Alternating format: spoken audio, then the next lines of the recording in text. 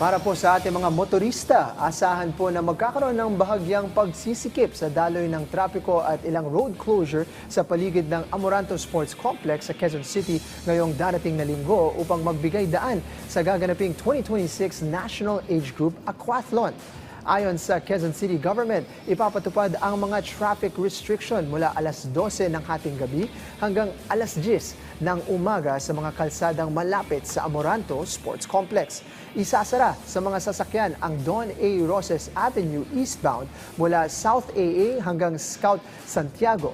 Gayon din ang South AA mula Scout Chuatoco hanggang Don A. Roses Avenue at Scout Reyes mula Scout Chuatoco hanggang Don A. Roses Avenue.